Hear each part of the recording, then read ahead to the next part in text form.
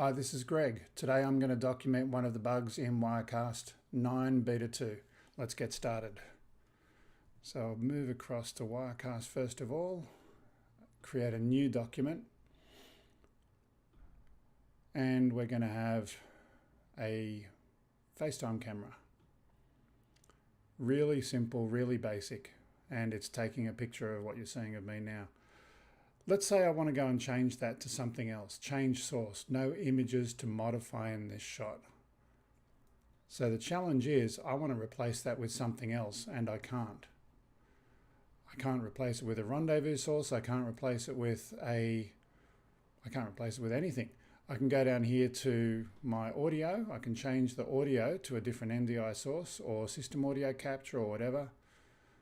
I can change the template, but there's nothing that I can do to quickly and easily change the video source.